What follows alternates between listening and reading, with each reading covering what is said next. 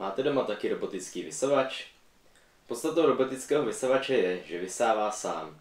Ale co když přestane fungovat? Já jsem Kohy a tohle je video o tom, jak jednoduše postavit vysavač na dálkové ovládání. Můj způsob možná nebude nejrychlejší, nejefektivnější a ani nebude létat.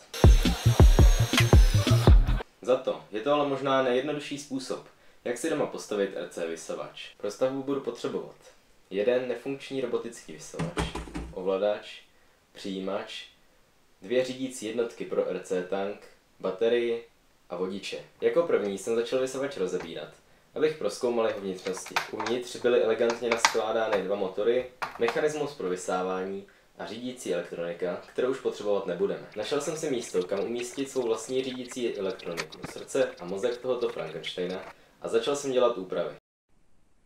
Jak jsem to naskládal? Uděláme zapojení kabelů, baterka bude tady, ze spoda, je tam dost velké místo a tím, jak je to všechno krásně takhle nalepený na sobě a zvlášť ty řídící jednotky, které se dost zahřívají, tak budeme hodně doufat, že se to po 5 minutách neusmaží. Propojil jsem napájecí kabely obou jednotek tak, aby mohly brát energii z jedné baterie. Pokračoval jsem prodloužením vodičů vedoucím k motorům ústrojí pro vysávání. 2 řídící jednotky jsou potřeba právě proto, aby bylo možné zároveň ovládat hnací motory i vysávání. Poté jsem začal rozebírat kryty samotných motorů, abych se dostal ke kontaktům a mohl je propojit s řídící elektronikou. Stejný postup jsem opakoval i u druhého motoru a u kartáče, ale potom nastal problém. Kolo mám tady napájený kartáč. Poslední věc, zbývá tady ten mechanismus a je potřeba vymyslet, kudy do toho, protože já nemám absolutně žádný tušení. Dovnitř jsem se sice záhy dostal, ale okamžitě jsem narazil na další nečekanou situaci. Našel jsem jakýsi senzor, který co si dělá.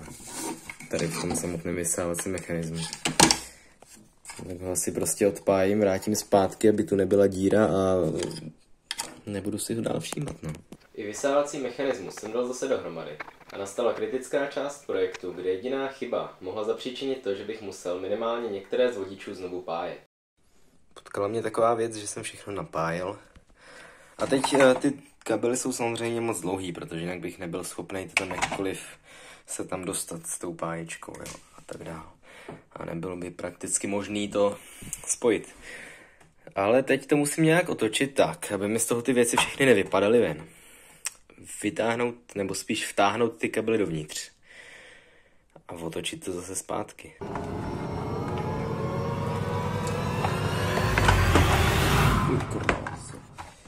Napájecí kabely jsem postupně jeden po druhém vtáhl do vysavače.